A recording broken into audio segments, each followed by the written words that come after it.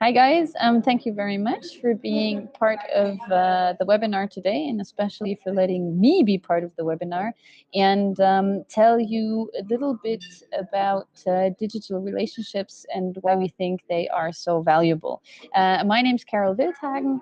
I am a medical doctor by training and the CEO and co-founder of Ariana Health. Yeah, this is me standing in the operating room. So I used to work as a surgeon, and you can see me here being young and looking very happy.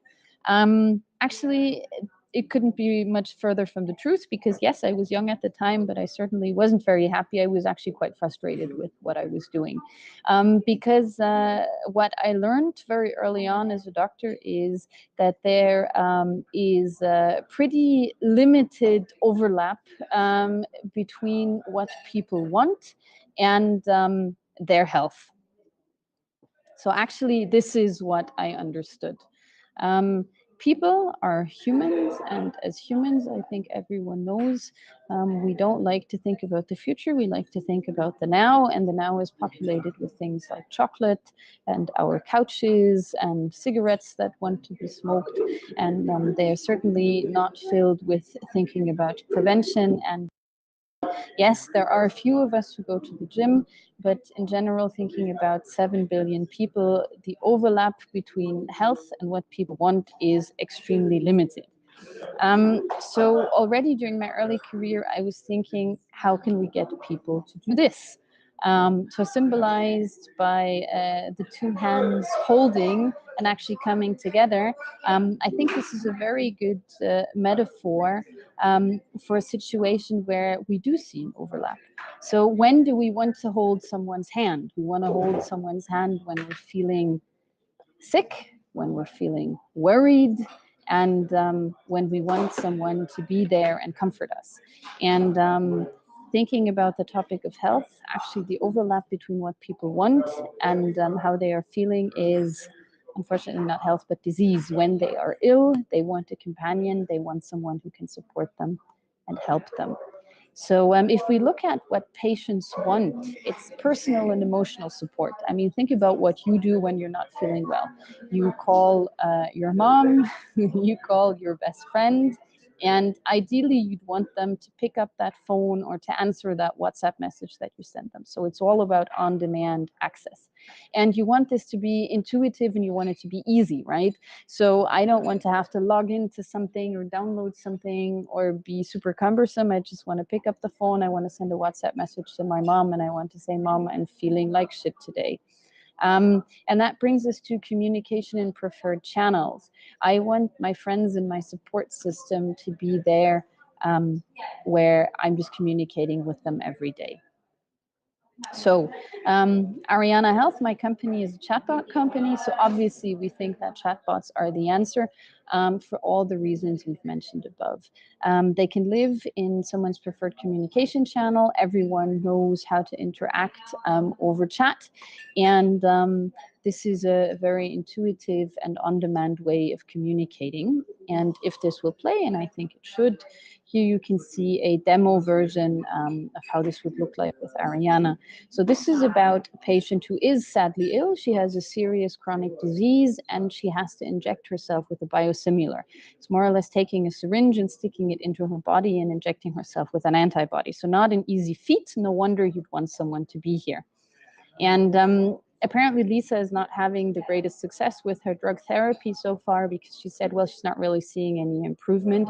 So this is where Ariana picks up and starts motivating her and saying, hey, you know, other patients have similar problems as you do. And then she says, but it hurts too much. And here you can see it's really colloquial with the number 2 being used. And that's also something Ariana can pick up on. So now she has to gauge, like, is this really a medical problem or is this something she's allowed to handle? So we can do scoring, pain score 1 to 10. Fortunately for Lisa, it's only a 4, so they can continue. And then you see with a chatbot, you can have really seamless, media-rich experience. And chatbots also preserve context. So Ariana can ask Lisa, well, did you manage? And Lisa says, yes, my partner helped me. And that's something Ariana will keep in mind for the next time And then there is a fun little GIF with a dog and raining confetti, which I think should highlight that help and support doesn't have to be super serious. What makes a chatbot useful? I hope that I've already showed quite a bit of that. If we're looking at it from a user perspective, we want to create a chatbot. We want to create Ariana in a way that people will really like her. So it's about building a personality that the user loves. It's about when do you communicate, in which tonality do you communicate, which nudges do you employ. Then obviously, if I'm talking to someone, I want them to understand me. So it's all about having a strong and contextual NLU, natural language understanding, in place. And ultimately, the information that Ariana gives the patients should be useful and relevant. So that's, I think, the three main components that go into a successful healthcare chatbot, a useful healthcare chatbot from the patient perspective. Now, helping patients is great, and it's what I get up for in the morning, but obviously this has to scale, and for it to scale, someone has to pay for it. So the question is, how do you find someone who's going to pay? Because in the B2C market, usually there's not a lot of money. So what we did is we looked at the healthcare industry, because these are people who are already making money around, well, unfortunately, ill health, but trying to improve it. So how can we tie Ariana into the products and services that our multinational B2B partners are already offering, add value to that, and thus generate the revenue we need to reach 7 billion people? Well, first of all, the system needs to be safe and secure. So this is all about complying, for example, with the GDPR, or in the US with HIPAA. It's about hosting on secure servers. It's about encryption, and it's obviously about how you deal with private information. The next thing is the system needs to be scalable. So if we look at our B2B partners, these are really multinational companies who service many, many millions of people. So we need to build a system that can scale to answer that demand. And in the end, and this is where it connects to the patient side of things, we have to build an Ariana that is so engaging that people will interact with her long-term and share their data. And that makes Ariana more useful to the patient, but it will also help deliver convincing engagement. So from my experience as a doctor, what really works in moving the needle is having a relationship with someone. And if you can have a relationship with someone and reach them on a one-to-one level, that's where you get change. And if you get change, that's where you see health impact. And if you see health impact, you see outcomes.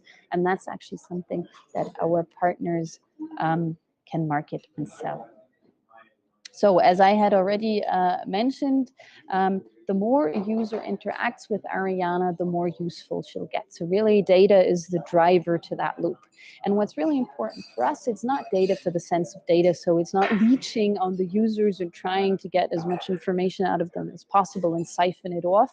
It's really about, and that's like the USP and the core value of what we do with Ariana, creating a system that will adapt to the personal style of the user. So I am a woman, I am 40 years old, so now you know. I am a mom, I'm a doctor, I live in Germany, and I run my own company. So as much as I like to think this is a super unique profile, probably it isn't. So if I'm diagnosed with, let's say, MS, multiple sclerosis, and another woman with the same profile is diagnosed with the same diagnosis, and we both start chatting to Ariana, then initially Ariana will look very much the same for both of us.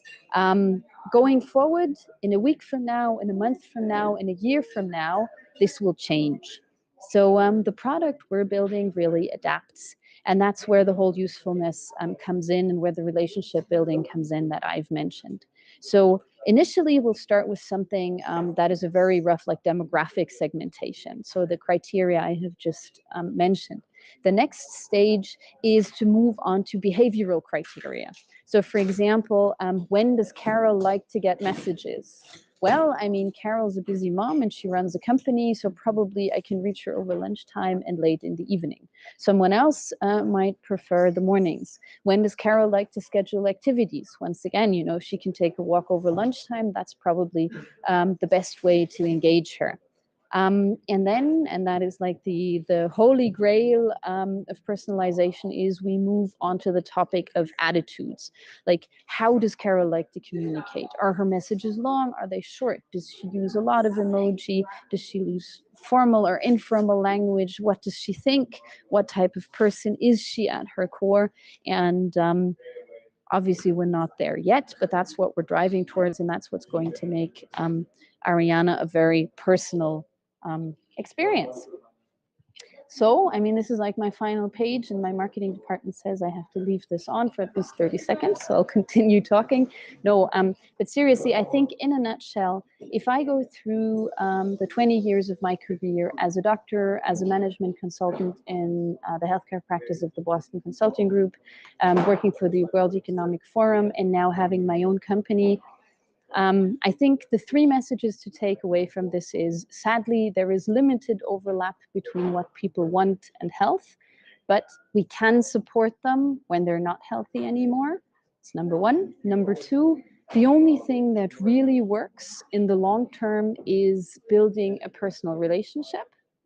And number three, and that's the one I am super happy about and super proud, and that's why I'm actually running this company now, is finally, technologically, we're at a point where this is something we can scale. Okay, guys, that's it. And I'm happy to answer any questions.